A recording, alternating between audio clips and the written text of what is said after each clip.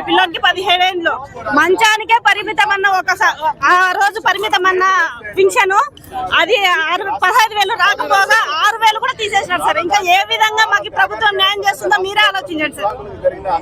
ఇంకా వచ్చే 6,000 కూడా తీసేసాం. ఈ పిల్లని భవిష్యత్తు అసలు ఆ రోజు చెప్పినది చంద్రబాబు నాయుడు ఏం చెప్పినాడు, మంచానికి పరిమితమైన వాడికి 15,000 అన్నాడు. ఎంపీ దగ్గరికి, ఎమ్మెల్యే దగ్గరికి, కలెక్టర్ దగ్గరకు వస్తే మీ మెడికల్ సర్టిఫికేట్ లో ఏముంటే దాని ప్రకారంగా ఇస్తామని అంటున్నారు సార్.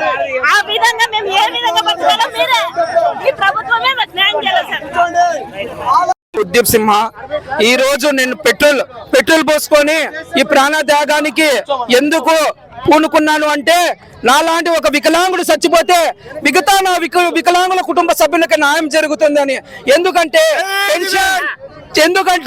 పెన్షన్ మీద ఆధారపడి కొన్ని లక్షల కుటుంబాలు మా వికలాంగుల కుటుంబాలు జీవనోపాధి గడుస్తా ఉంది. ఈ రోజు నువ్వు పింఛన్ పెంచినాను అంటే మేమేమన్నా అడిగినామా అయ్యా నీకు? నీ అంత నువ్వే పెంచినావు. సరైన వికలాంగుడు, సాటి వికలాంగుడు నా విషయానికి వస్తే నాకు 90% ఉండగా నేను డాక్టర్ సర్టిఫికేట్ మళ్ళా 2వ దఫాలో గవర్నమెంట్ హాస్పిటల్ పోతే అప్పుడు కూడా వాళ్ళు నన్ను వీలు చేరికే పరిమితము, నువ్వు నడవలేని పరిస్థితి, నిన్ను ఇంకొకరు క్యారీ చేస్తే నేను ముందుకు పోగలవు అని చెప్పినారు. 2వ సర్టిఫికేట్, 3వసారి నువ్వు పెట్టినావు. అసలు అతను డాక్టర్ నాకు అని అనుమానం కలుగుతా ఉంది.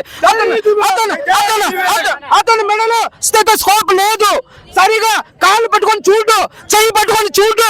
ఒక రూమ్ లో ఒక ప్రైవేట్ డాక్టర్ ని పెట్టి అసలు డాక్టర్ అన్ఫిట్. అతను డాక్టర్ అని ఏ విధంగా అంటారయ్యా? వాళ్ళు మా పర్సంటేజ్ ఇది నిర్ణయిస్తారా? వాళ్ళు ఎట్లా డాక్టర్లు అవుతారని మేము కోరుతున్నాము. అసలు మా వికలాంగుల జాతికి ఇంత నమ్మక ద్రోహం జరుగుతా అంటే మేము చూసి ఊరుకుండాలా? ఈ రోజు నేను పెట్రోల్ పోసుకున్నాను, ఈ రోజుతో అంతం కాలేదు. నువ్వు ఇది విరమణ చేసుకో